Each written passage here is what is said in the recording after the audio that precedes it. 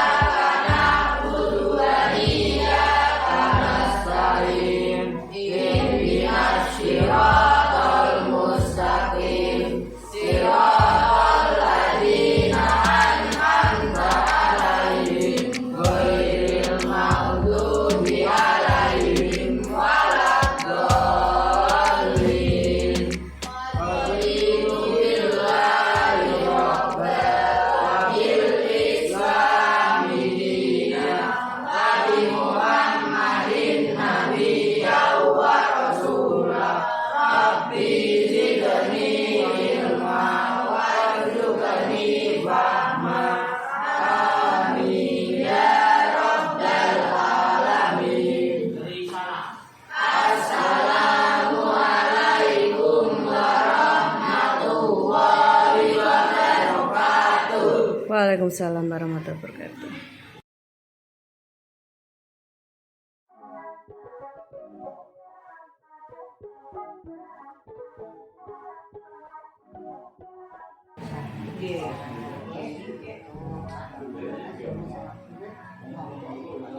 Kami dari sekolah saya khususnya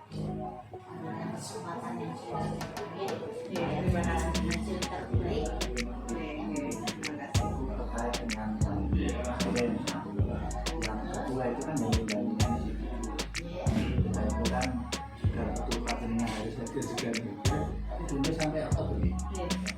Kemarin kan akhir September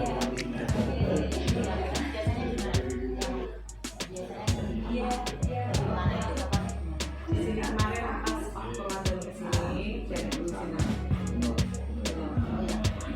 tapi nanti yang kedua-duanya kan harus melibatkan pada sekolah juga. Nanti masih.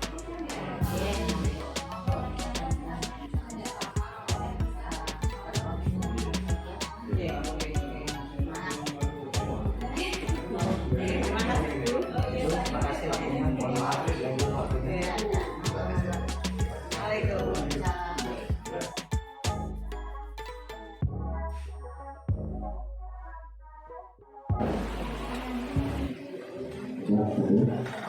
Assalamualaikum warahmatullahi wabarakatuh.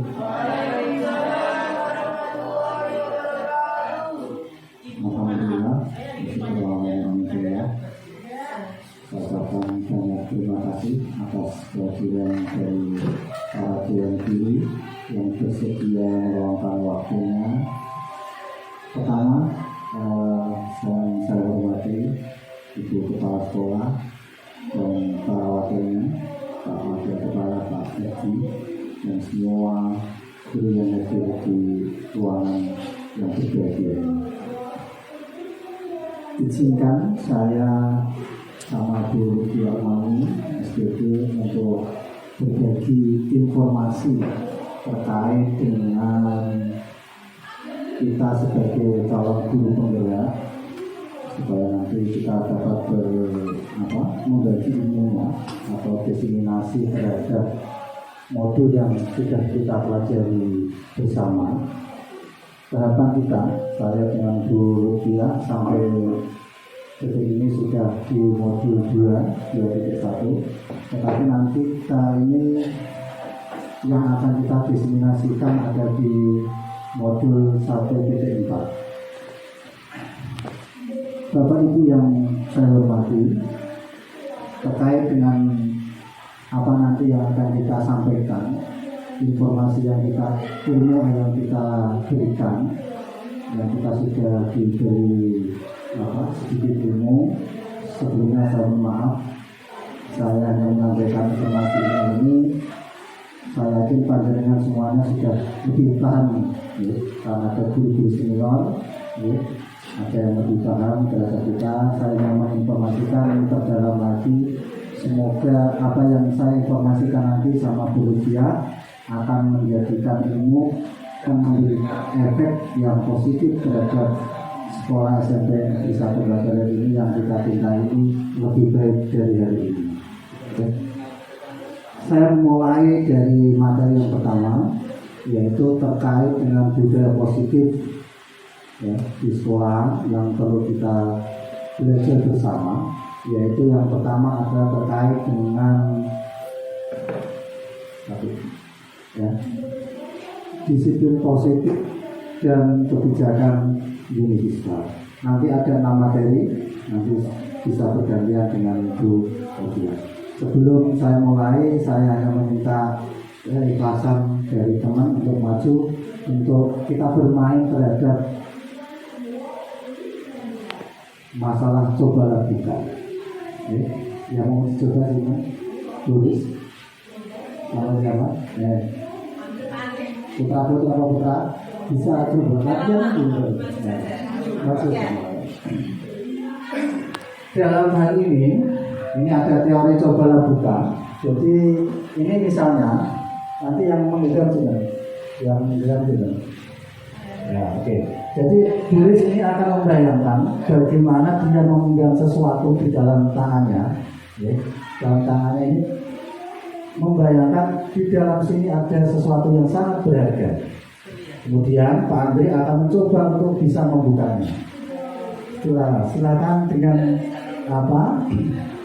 bahasa atau lain terserah, yang penting ini dia harus membayangkan tulis ini memegang sesuatu yang sangat berharga.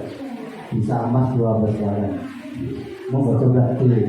Pasti dia mencoba untuk. Ya. Izinkan apa yang dengan pegang amanah yang dengan pegang kebahagiaan saya.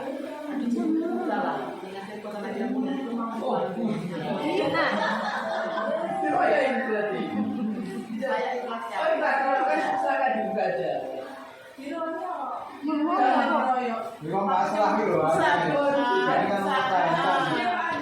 Saya rasa kamu harus bisa membuka ya. Rasa boleh tidak, boleh membuka, boleh tidak. Oke. Oke, terima kasih. Ada yang mau coba lagi dengan permainan ini? Coba buka dengan ada lagi? Monggo. Pak Wahyu? Ya mau? Hasil itu hasil. Mungkin dibuka di sini. Ada bomnya.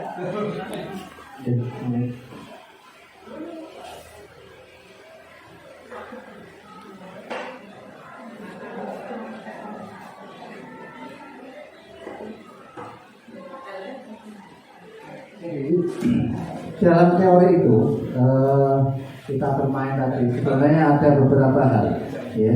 Bisa Buris itu akan mempertahankan apa posisinya dia memegang sesuatu ya.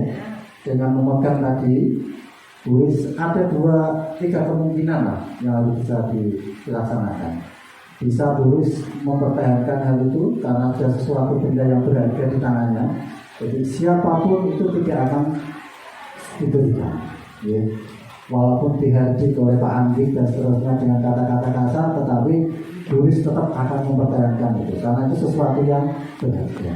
Ada yang juga ada pasrah dengan keadaan ya, karena takut dan sebagainya, dia menyerahkan sesuatu itu pada Andi. Itu yang sudah dicoba oleh Buris tadi dengan ikhlasnya tadi, menyerahkan sesuatu yang berharga tadi ya. Dari hal itu sebenarnya ada hal yang positif yang apa harus kita pelajari. Ternyata sesuatu itu ya, sebenarnya yang mengendalikan apa yang ada di dalam tangan itu adalah diri kita sendiri ya. Apakah Buris mau membuka apa tidak, pasti adalah dari dorongan yang mengepalkan tadi, tidak ada yang lain. Sehingga apa yang teori yang dilakukan oleh Dr. William Besser tadi terhadap teori kontrolnya, sebenarnya sampai detik ini kan kita hanya terbayang-bayang sebuah ilusi bahwa ini ya, terjadi sebuah miskonsepsi terhadap kontrol tadi, bahwa selama ini kita sebagai seorang guru harus bisa mengontrol seorang murid ya. Itu bayangan kita sebagai seorang guru pasti menginginkan kita bisa mengontrol muridnya. Kemudian ilusinya adalah bahwa semua penguatan positif itu efektif dan bermanfaat. Yang ketiga adalah ilusi bahwa kritik dan membuat orang bersalah dapat menguatkan karakter. Selanjutnya adalah ilusinya, miskonsepsinya itu adalah ilusi bahwa orang dewasa memiliki hak untuk memaksa orang lain. Itu adalah hal yang kita lakukan selama ini.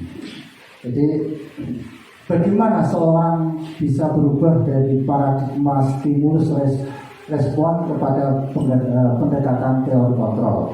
Itu yang dilakukan oleh Stephen Hare tadi. Itu di kata-kata bijak beliau adalah, bila kita ingin membuat kemajuan perlahan, sedikit-sedikitlah ubahlah sikap atau perilaku kita. Namun bila kita ingin memperbaiki cara-cara utama kita, maka kita perlu mengubah kerangka acuan kita. Ubahlah bagaimana kita melihat dunia, bagaimana kita berpikir tentang manusia. Ubahlah paradigma Anda, skema pemahaman dan penjelasan aspek-aspek tertentu tentang realitas. Sehingga kalau kita melihat contoh tadi, apa yang jadi peradaban itu, maka keinginan kita ini menjadi seorang guru yang menjadi kontrol, bukan menjadi dalam tahapan stimulus respon tadi. Karena bayangan kita, kalau kita hanya sebagai stimulus respon, itu yang akan terjadi ada di tabel ya. Jadi kita melihat semua siswa kita, teman kita dan seterusnya itu ya menjadi hal yang sama, mengubah dan seterusnya. Ya. Kemudian kalau kita memposisikan sebagai realitas kita berbeda, itu di teori kontrolnya tadi. Semua perilaku memiliki tujuan dan seterusnya. Itu. Nah, kata-kata kata disiplin ini kan kita mulai dari saat sekolah mesti digembar-gemborkan. Kata disiplin. Tetapi kata disiplin ternyata itu mengandung makna yang negatif yang selama ini kita lakukan. Ya.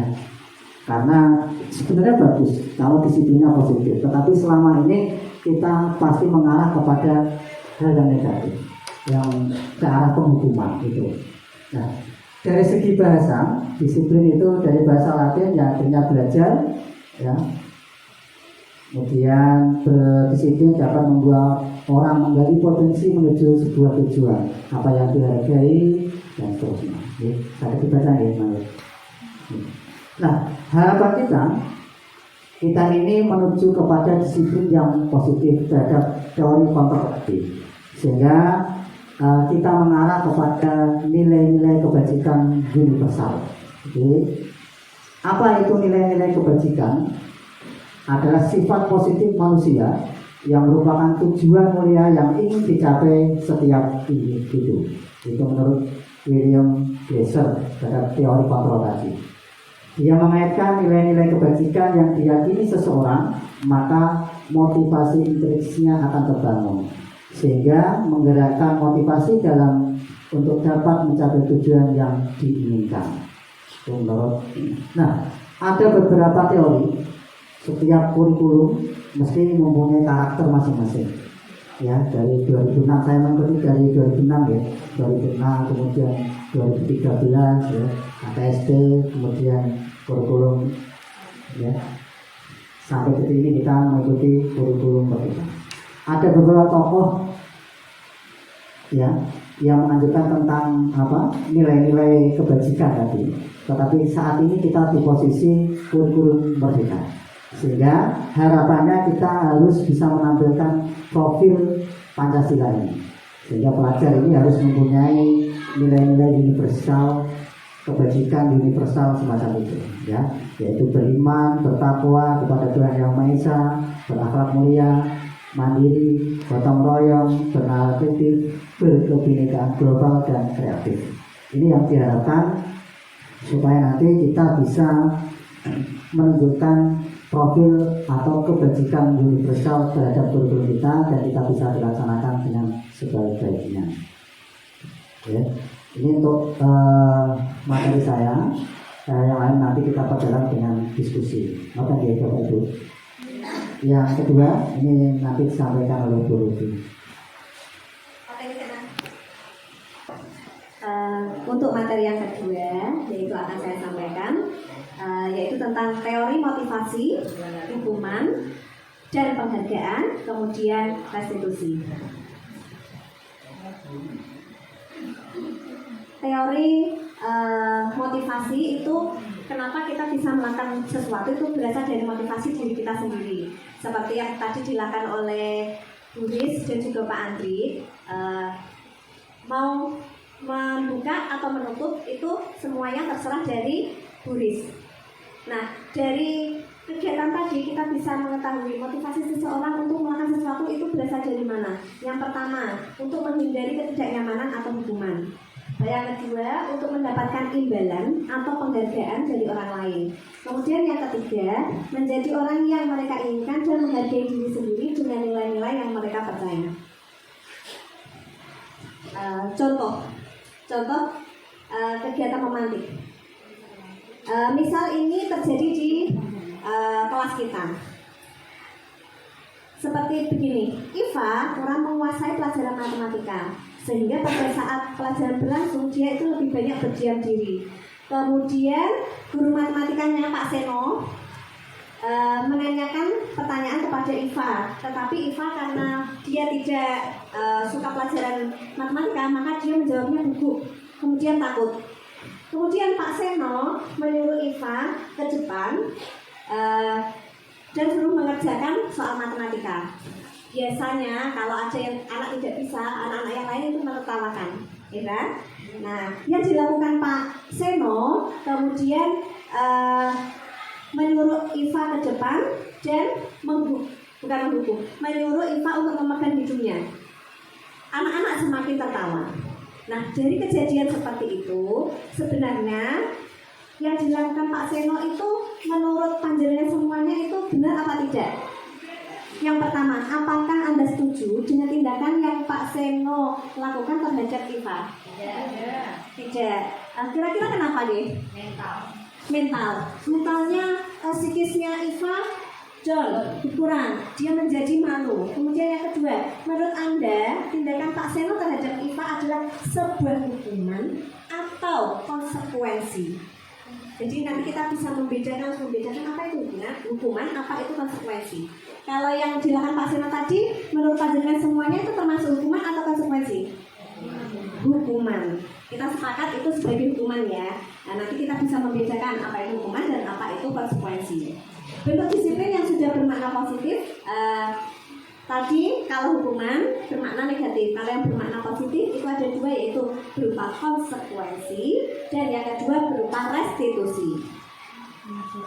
Ini perbedaannya bisa dilihat, perbedaan antara hukuman dan konsekuensi dari atas sampai bawah. Kalau hukuman bersifat itu tidak terencana tiba-tiba. Ayo, kamu berdiri satu kaki dan seterusnya. Kemudian kalau bentuk hukuman berupa fisik maupun psikis, bisa dengan kata-kata kita verbal, dengan mempermalukan dan menghina, itu juga termasuk dari hukuman. Oke, Pak. Kalau disiplin dalam bentuk konsekuensi itu sudah terencana, sudah disepakati sebelumnya, kemudian dibuat oleh guru dan juga murid. Sebelumnya ada kesepakatan antara guru dan juga murid. Nah, kita belajar bersama-sama ya. Mulai dari yang pertama, mencatat, ini termasuk hukuman atau konsekuensi. Yang pertama, mencatat 100 kali di dalam buku dengan kalimat saya tidak akan terlambat lagi. Kira-kira itu hukuman atau konsekuensi? Hukuman. Kemudian lari mengelilingi lapangan basket 2 kali karena terlambat hadir di sekolah, termasuk hukuman. Yang ketiga, menurut Pak Wahyu itu dari mana?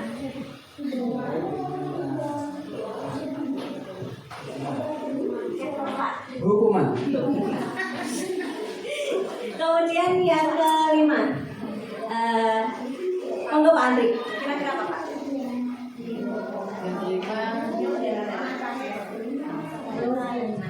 Yang keempat,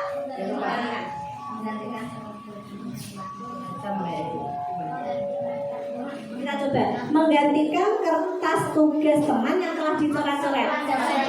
Konsekuensi. Kenapa konsekuensi? Karena dia sudah mencoret-coret, dia akan mengganti, ya, bertanggung jawab. Yang terakhir, berjemur di lapangan basket termasuk hukuman.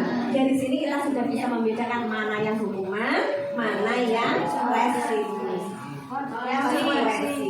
Jadi bisa dilihat.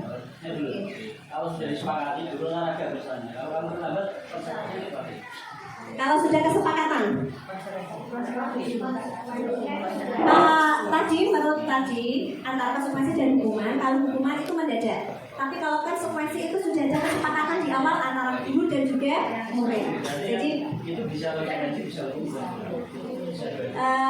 Kalau perbedaannya hukuman dan konsekuensi, kalau konsekuensi tidak ke fisik, Pak. Iya, terus itu bisa konsekuensi karena dari awal sudah diberitahu. Misalnya kita pikir nanti kalau kamu terlambat, konsekuensi.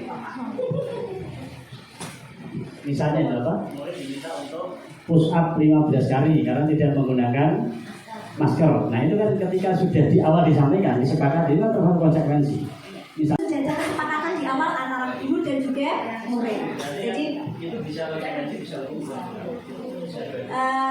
kalau perbedaannya hukuman dan konsekuensi, kalau konsekuensi tidak ke fisik, Pak. Iya, terus itu bisa konsekuensi karena dari awal sudah diberitahu. Misalnya kita pikir nanti kalau kamu terlambat, konsekuensi.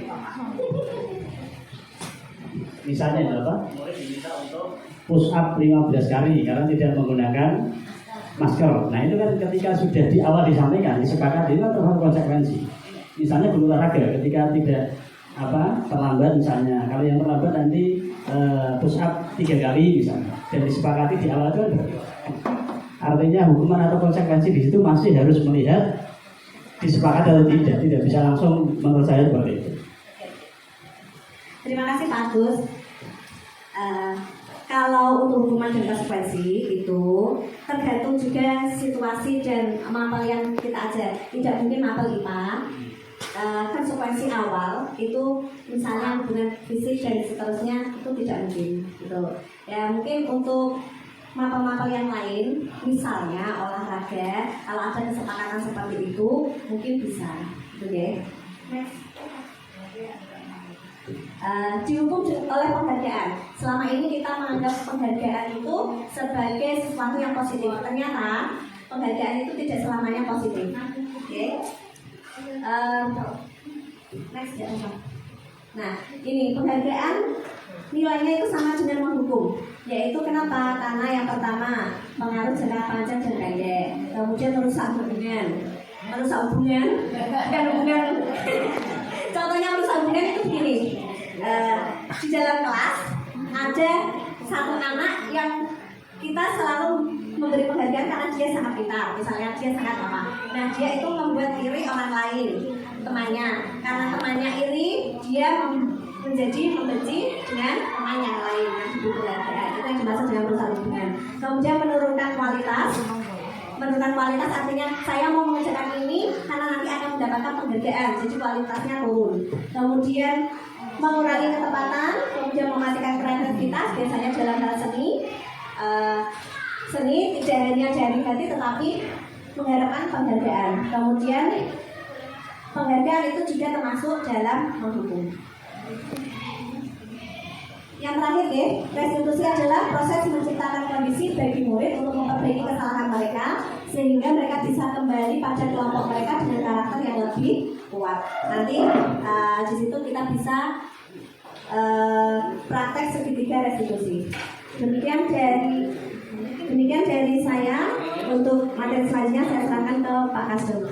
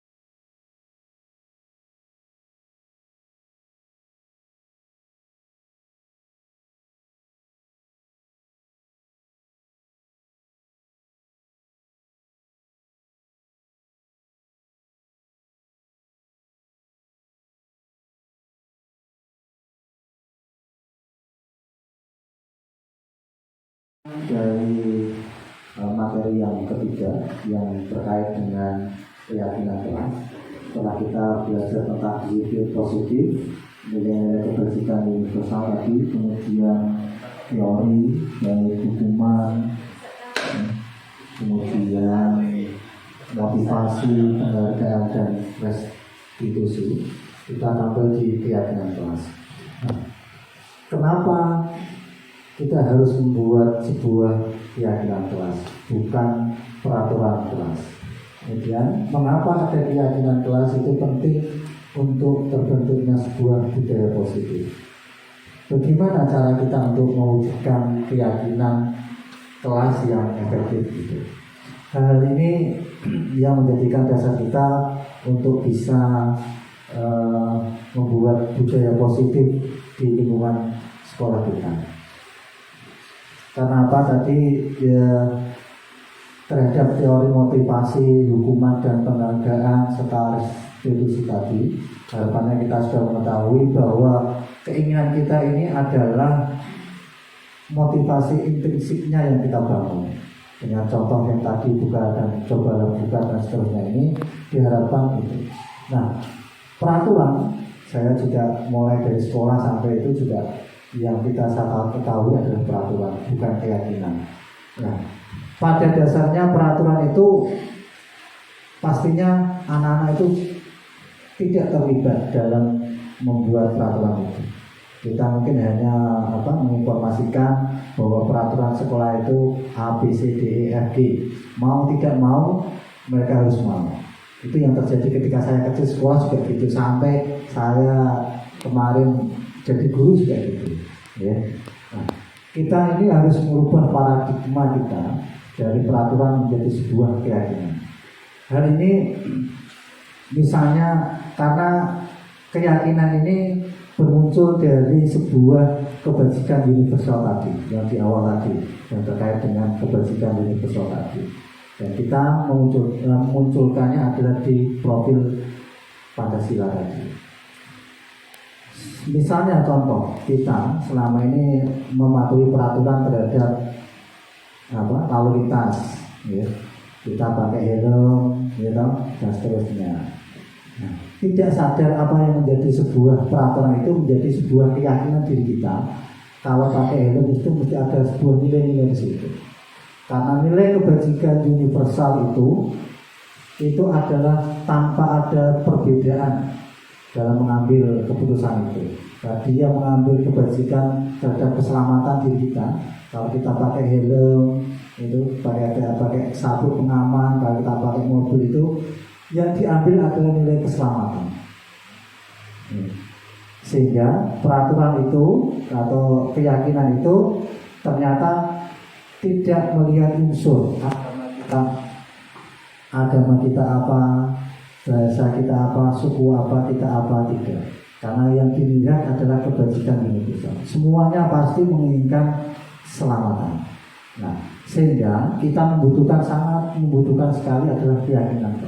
Karena dalam kelas jika kita buat keyakinan bukan peraturan, berarti ada interaksi terhadap anak didik kita.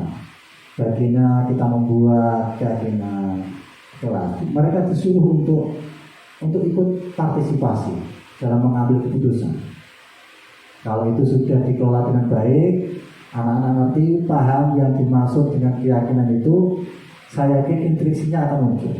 Dengan intensitas perhatian kita itu, harapannya anak-anak nanti akan muncul dengan diri kita sendiri. Itu yang diharapkan, sehingga kita butuh keyakinan. Bukan tugas wali kelas juga tidak, bukan tugas BK juga tidak, tapi setiap guru mempunyai kewajiban untuk meyakinkan bahwa apa yang sudah kita yakini di kelas, di sekolah kita itu, mari kita jalankan bersama. Sehingga nanti hubungan baik antara teman, antara guru, semua warga sekolah akan baik, ya, karena muncul dari intuisinya itu. Makasih. Gitu.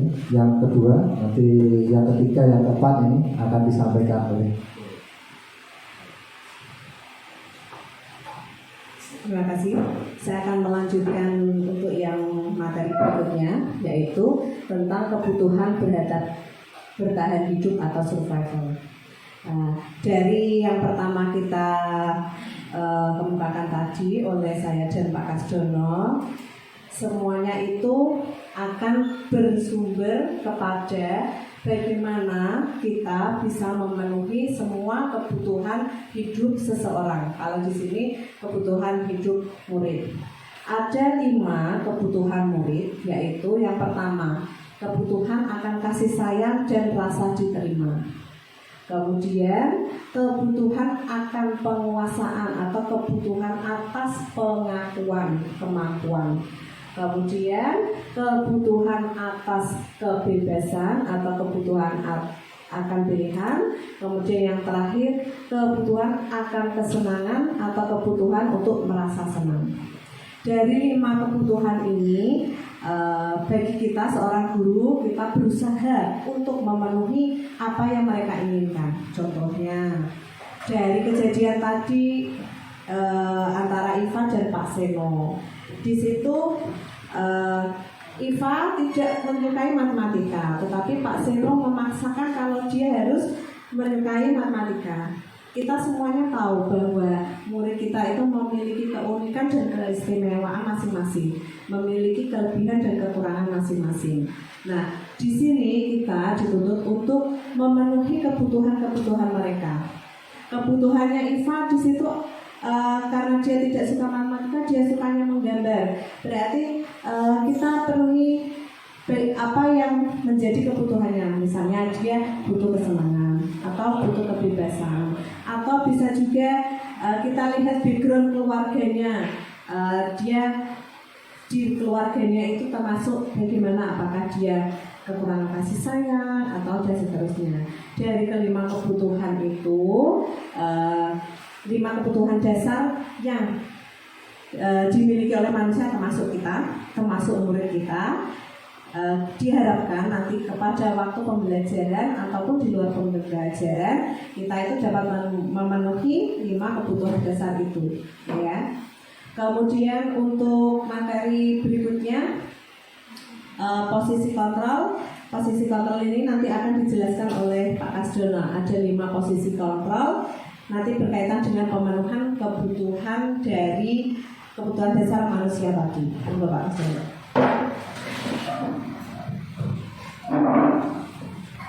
Terima kasih. Saya lanjutkan yang materi yang kelima, yaitu tentang posisi kontrol. Posisi kontrol ini menurut Dian Gerson itu ada 5. Sebelum saya lanjutkan, kira-kira enaknya di mana? Bu Atul kira-kira ini di posisi mana dari 5 posisi ini? Jadi teman saja, oke. Bos, teman saja, oke. Bu, tidak? Iya, oke. Manajer, oke. Kemudian Pak Salikun, teman, oke. Pak Agus, enak jadi posisi mana? Tunggu. Oke. Jadi menurut Dian Gerson ini posisi kita, jawaban kita ini ada di 5 posisi ini, yaitu posisi penghukum, bisa menjadi posisi pembuat rasa bersalah, menjadi teman, bisa menjadi teman, dan yang terakhir adalah posisi seorang manajer. Apa itu 5 posisi dari Dian Gerson ini? Mari kita. Oke.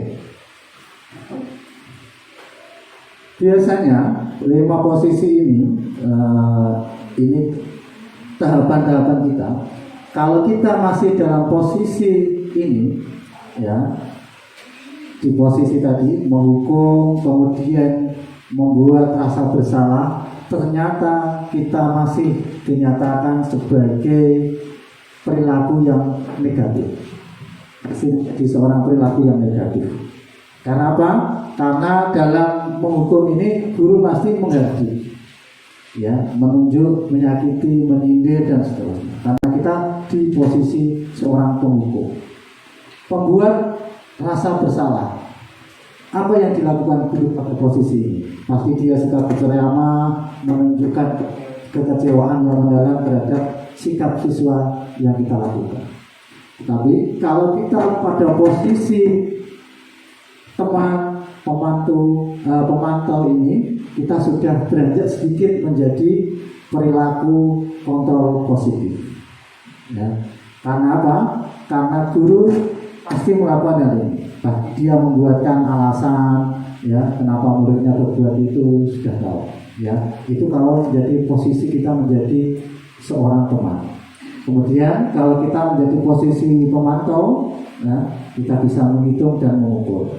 Nah, kalau di posisi manajer, pasti dia akan mengajukan beberapa pertanyaan.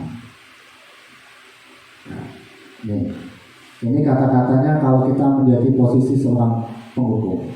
Kalau kamu tidak melakukannya, saya akan bla bla bla. Karena dia menjadi posisi penghukum. Hasilnya bagaimana? Pasti anak-anak ini akan pada posisi ini. Pasti dia akan memberontak, dia akan menjadi seorang pendendam yang menyalahkan orang lain. Kalau kita menjadi posisi hal ini. Kemudian kalau di posisi sebagai seorang mencari ya, kalau sudah mengecewakan bapak ibu, ya, pasti pertanyaannya gitu. Nah, hasilnya bagaimana? Pasti dia akan menyembunyikan rasa marahnya itu disembunyikan. Jadi akan dongol hati kalau bahasa Jawanya gitu. Ya.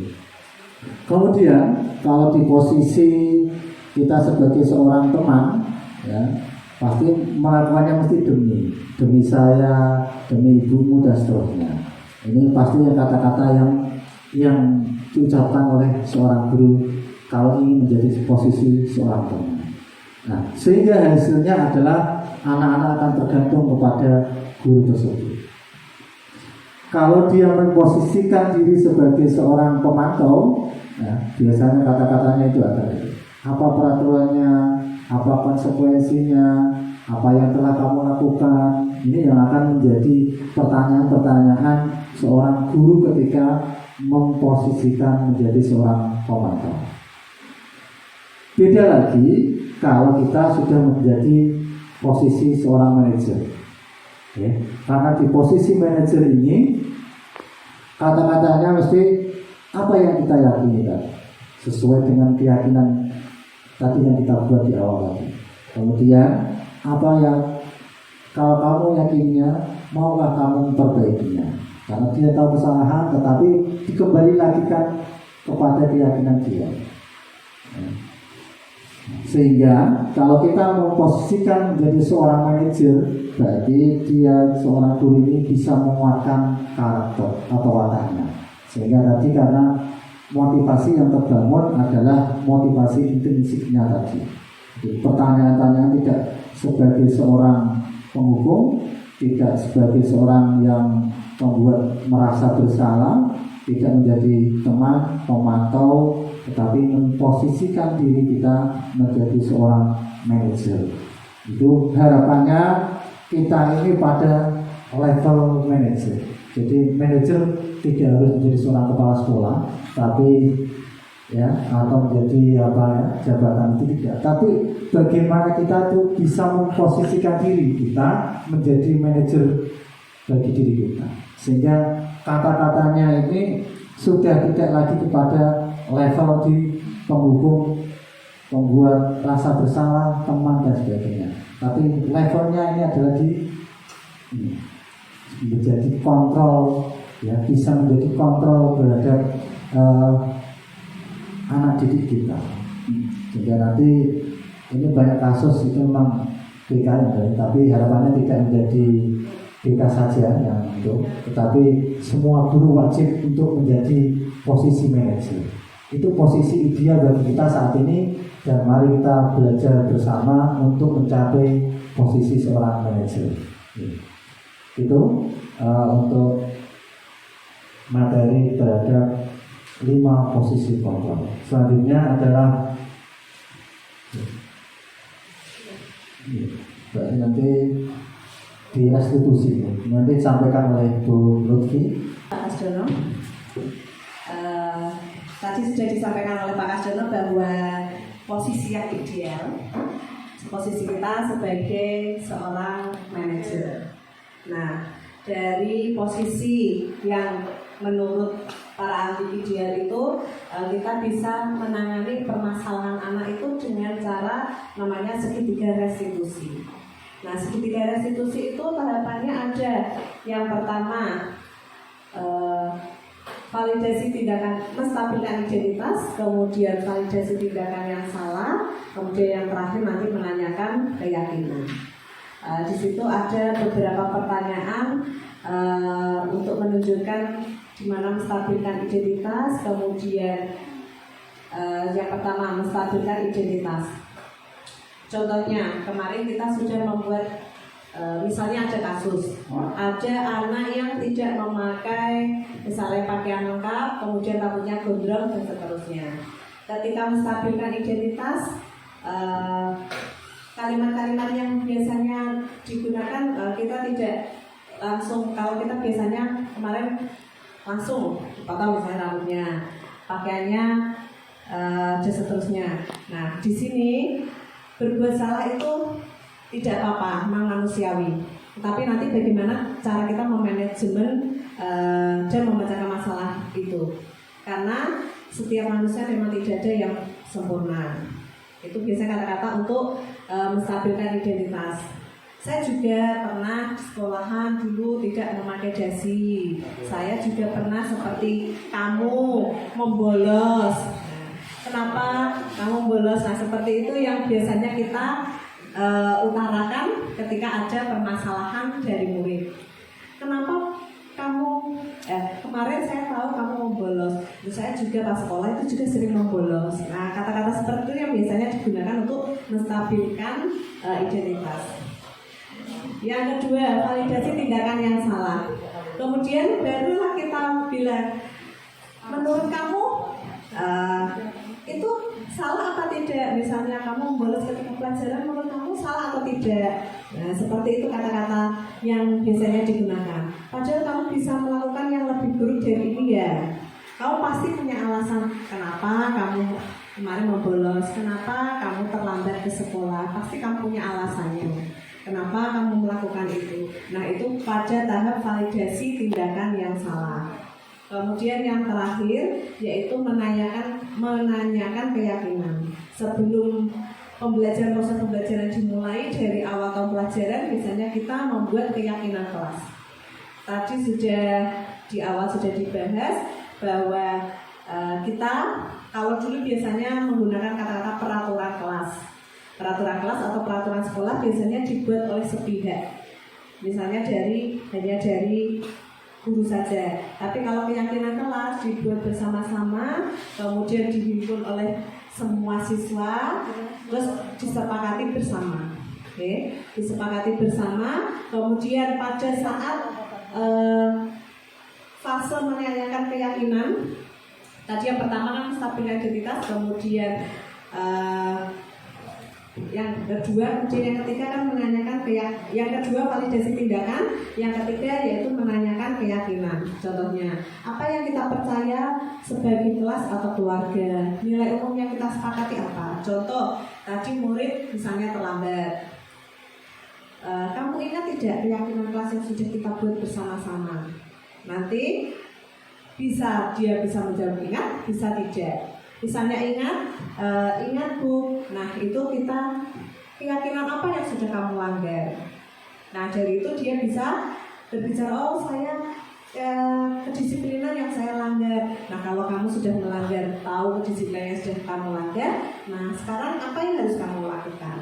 Nah, jadi seperti itu proses dari segitiga restitusi. Bagaimana cara memecahkan masalah pada murid? Berarti kita tidak harus misalnya ada permasalahan, kamu harus begini tidak, tetapi pemecahannya diharapkan berasal dari siswa sendiri, menyadari sendiri, dan diharapkan nanti akan tercipta siswa yang mempunyai nilai-nilai akan kita tuju, yaitu nilai kebajikan dari profil pelajar Pancasila. Ada 6 profil pelajar Pancasila tadi diharapkan akan terjadi pada murid. Begitu. Ya. Demikian semua materi dari kami, dari saya dan Pak Kasdono. Saya akan membuka pertanyaan. Monggo silahkan Bapak Ibu yang mau bertanya, silahkan dipersilakan untuk maju ke depan.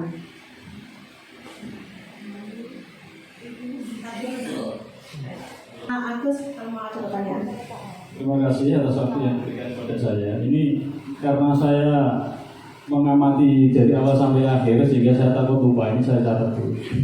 Pertanyaan saya begini, jadi bagaimana cara agar segitiga restitusi tadi ya, yang ada 3 itu dapat berjalan dengan lancar, karena biasanya kan tetap mengalami kendala-kendala yang kita hadapi. Demikian, terima kasih.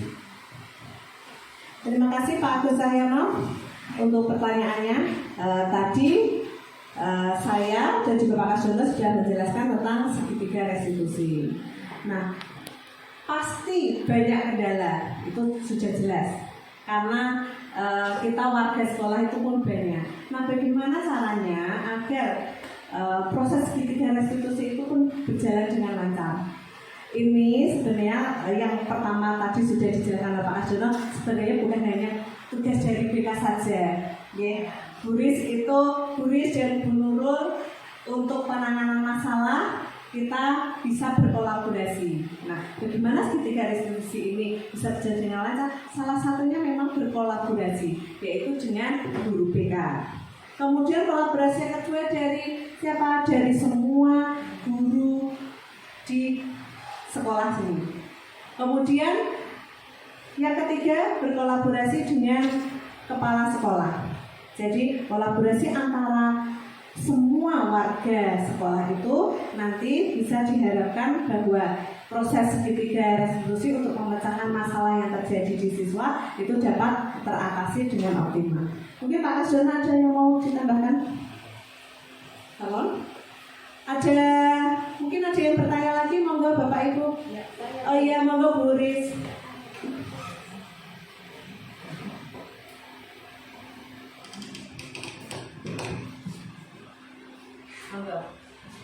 Ya, terima kasih. Saya juga mohon maaf, ini saya ambil tulisan karena saya sudah tua, kadang itu lupa bolak-balik pertanyaannya, jadi tak tulis dulu. Ya. Gini, dari paparan tadi tentang penghargaan sama efeknya dengan hukuman, itu penjelasannya bagaimana, Bu? Ya. Penghargaan sama efeknya dengan hukuman, tolong dijelaskan lagi.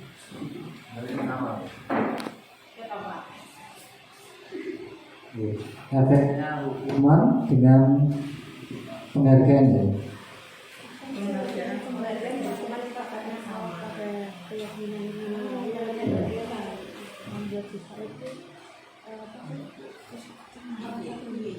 Jadi efek dari hukuman dan penghargaan itu tadi kan sudah di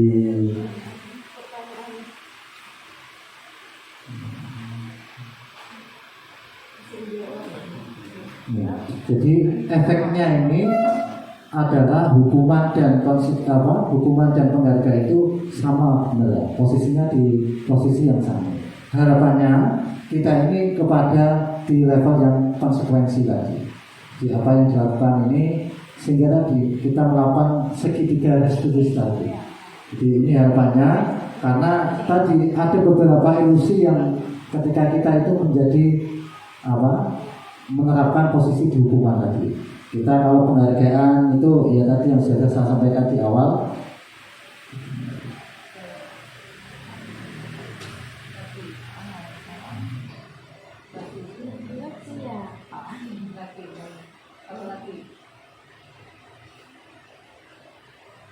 Nah, ini kalau kita hanya melihat kita pada posisi hukuman atau penghargaan, maka yang terjadi itu ini.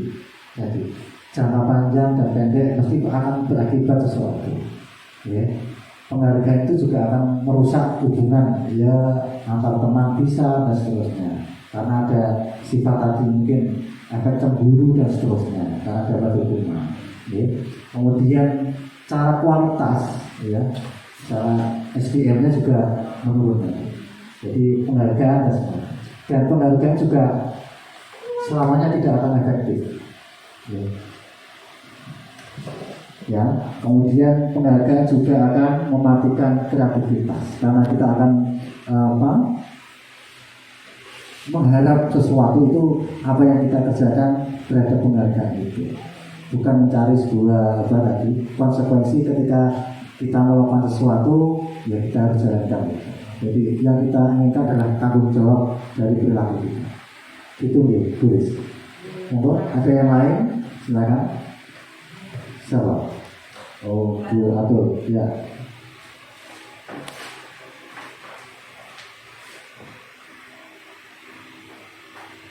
Terima kasih. Pertanyaannya, apa yang harus kita lakukan sebagai seorang guru jika kita mendapati siswa itu melakukan kesalahan? Langkah apa atau apa yang harus kita lakukan? Terima kasih Bu atas pertanyaannya.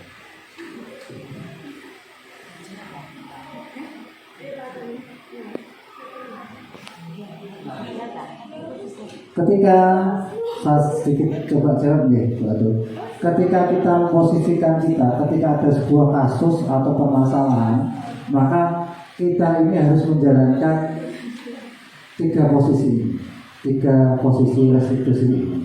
Karena kita ingin menjadi seorang manajer, bukan menjadi seorang penghukum, bukan menjadi seorang yang membuat bersalah terhadap anak kita, apalagi kita sebagai teman dan pemantau. Kita menghilangkan hal itu. Kita ingin menjadi di posisi kontrol. Maka yang kita lakukan ada di 3 hal ini tadi: menstabilkan identitas, kemudian validasi tindakan, langkah yang terakhir adalah menanyakan keyakinan. Tadi langkah-langkah tadi ini yang harus kita lakukan. Setiap masalah, insya Allah nanti pasti akan terjadi sebuah perubahan, sedikit akan menjadi perubahan. Sehingga tadi yang sudah disampaikan oleh Bu Lutfi, apa yang harus kita lakukan, kata-kata apa yang harus kita lakukan di posisi ini. Pertama, ketika kita menstabilkan identitas, apa yang harus kita capai? Ini contohnya, ya, berbuat salah itu tidak apa-apa, karena kita manusia. Tidak, Bapak tidak tertarik siapa yang salah, tidak, ya. Jadi Bapak Ibu tidak mencari siapa yang salah, tapi mencari solusi dari apa yang sudah dilakukan anak itu. Itu ketika kita dilangkah menstabilkan identitas. Ya, setelah itu baru kita melangkah ke selanjutnya, yaitu adalah validasi tindakan atau validasi. Apa yang kita lakukan, ucapan ini yang kita ucapkan biasanya. Padahal ketika kamu di kelas ramai bisa lebih parah lagi, ya, mungkin banting kursi dan seterusnya. Parah lagi bisa kamu pasti memecahkan kaca. Nah, tetapi pada posisi itu misalnya kesalahannya hanya berteriak-teriak dan seterusnya. Lakukan pertanyaan-pertanyaan ini. Saya yakin anak-anak pasti akan tersadar dengan sendiri.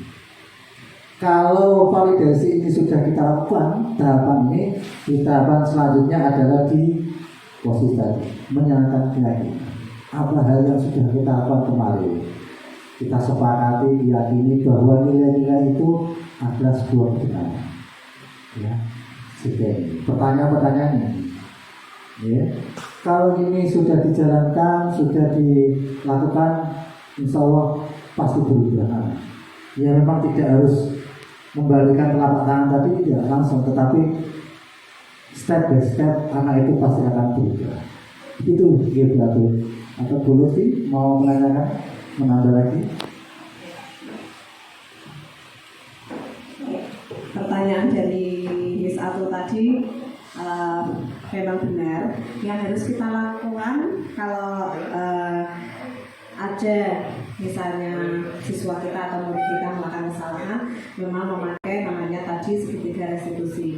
Tahapannya tadi sudah dijelaskan rinci oleh Pak Kasdono. Nanti jika suatu saat murid kita ada mengalami masalah atau ada permasalahan yang timbul, nanti kita bisa mempraktekkan segitiga restitusi itu di dalam kelas kita ataupun di dalam sekolah kita. Mungkin ada yang lain yang mau bertanya, monggo Bu Sra, silakan. Terima kasih atas waktunya. Mungkin tadi sudah dijelaskan ya perbedaan antara keyakinan kelas sama peraturan kelas. Mohon dijelaskan kembali apa perbedaan itu, karena tadi mungkin saya belum paham tentang perbedaan peraturan kelas sama keyakinan kelas. Terima kasih. Terima kasih Bu Swa atas pertanyaannya. Saya akan mencoba menjawab ya. Perbedaannya peraturan kelas dan juga keyakinan kelas. Tadi sudah dijelaskan dari Pak Kasdono, saya pun begitu. Dari saya sekolah sampai sekarang pun kita masih mengenal namanya peraturan kelas, peraturan sekolah dan peraturan kelas. Saya baru mengikuti CGP ini baru tahu ternyata yang kita praktekkan seharusnya itu yaitu keyakinan kelas. Nah, bagaimana caranya? Yang pertama, kalau perbedaannya, peraturan itu biasanya dibuat oleh sepihak, misalnya oleh guru saja. Kalau kamu terlambat begini-begini, dapat poin ini, misalnya dapat pengurangan negatif seperti ini dan seterusnya. Itu kalau peraturan. Tapi kalau keyakinan itu dibuat bersama-sama dalam satu kelas, itu kesepakatan bersama. Jadi yang kita lakukan pertama membuat mereka menulis apa sih yang diinginkan, apa sih yang diyakini oleh mereka. Kemudian ditulis. Setelah ditulis kita kumpulkan jadi satu. Setelah kita kumpulkan jadi satu, kita klasifikasikan, oh ini termasuk apa, ini termasuk apa. Kemudian kita bahas bareng-bareng. Misalnya ada yang menulis, saya ingin belajar dengan tenang tanpa orang lain mengganggu. Saya ingin misalnya teman saya tidak ngobrol sendiri, itu pun boleh. Nah nanti kita golongkan, oh kalau terus kita diskusikan bersama. Ini termasuk apa? Oh itu termasuk menghargai Bu. Nah keyakinan apa yang akan kita tulis? Berarti menghargai dan menghormati orang lain. Setelah itu keyakinan yang sudah kita buat bareng-bareng bersama-sama itu kemudian disepakati oleh seluruhnya. Jadi bedanya peraturan dan keyakinan tadi, kalau peraturan itu hanya dibuat berpihak, satu belah pihak, kalau keyakinan bersama-sama kemudian disepakati pun bersama-sama. Jadi nanti tanda tangan kemudian nanti bisa ditempel di dinding kelas masing-masing. Gitu ya. Mungkin Pak Mas Jono ada tambah lagi. Sedikit ya, saya tambahin satu cucu nggak apa-apa ya. Hal yang perlu yang perlu dipertegas lagi adalah dalam keyakinan kelas itu, ya, itu perbedaannya di kata juga. Karena apa? Kalau peraturan pasti menggunakan kalimat-kalimat yang negatif, tapi kalau keyakinan pasti katanya positif.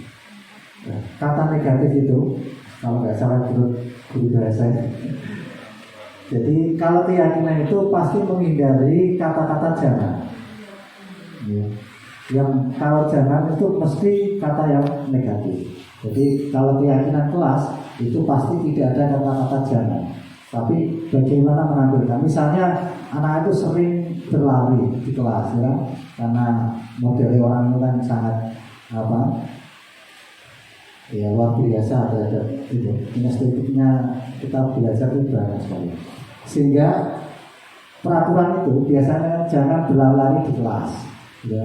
Nah, tapi kalau positif itu kata jangan dihilangkan, akan menjadi berjalanlah dengan yang rapi, ya, atau mungkin berjalanlah di koridor yang benar.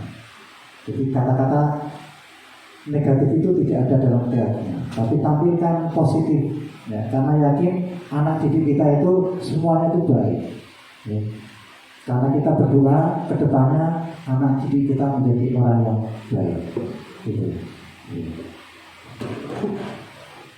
Terus itu yang bisa saya sampaikan. Ada hal yang lain mungkin teman-teman guru mau bertanya lagi, saya persilakan.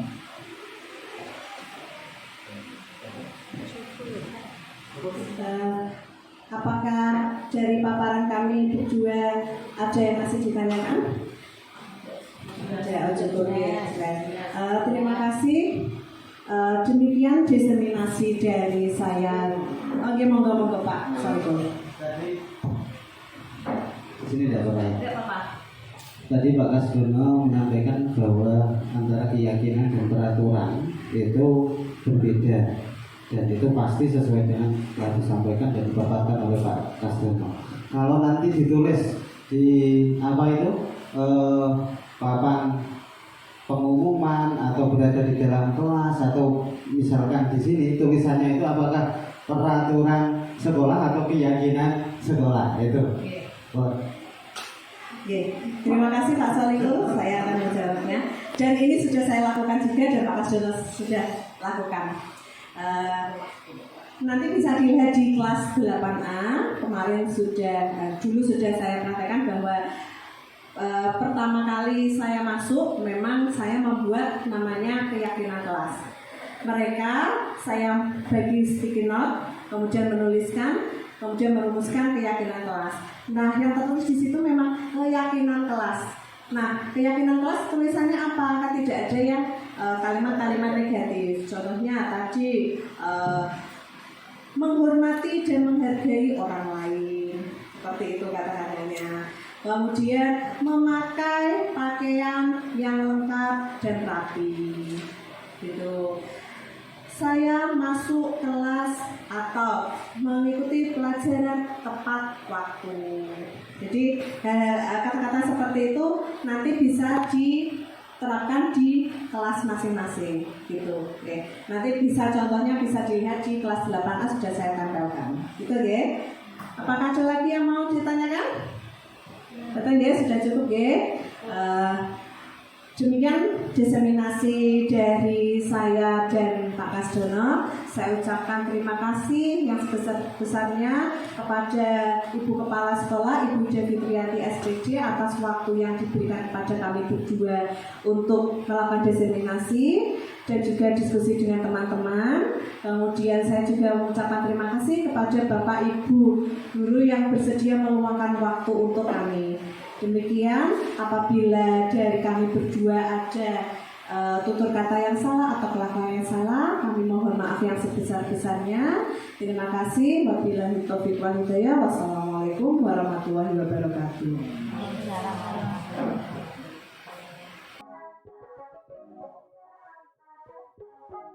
Salam pelajar Pancasila. Assalamualaikum warahmatullahi wabarakatuh. Perkenalkan, nama saya Mayelani Triastanti. Saya dari kelas 8A dari SMP Negeri 1 Bayatiali. Setelah saya membuat keyakinan kelas bersama-sama dengan teman-teman saya dan bersama Bu Lutfia Umami, saya akan menerapkan keyakinan kelas saya dalam perilaku saya di sekolah maupun di rumah. Wassalamualaikum warahmatullahi wabarakatuh. Salam pelajar Pancasila.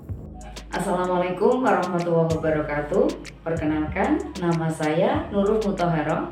Saya guru BK di SMP Negeri 1 Batiali Jepara. Setelah saya mengikuti diseminasi tentang budaya positif yang dikemukakan oleh Bapak Kasdono dan Ibu Lutfia Umami, saya merasa tergerak untuk menerapkan budaya positif di lingkungan sekolah dan di kelas saya.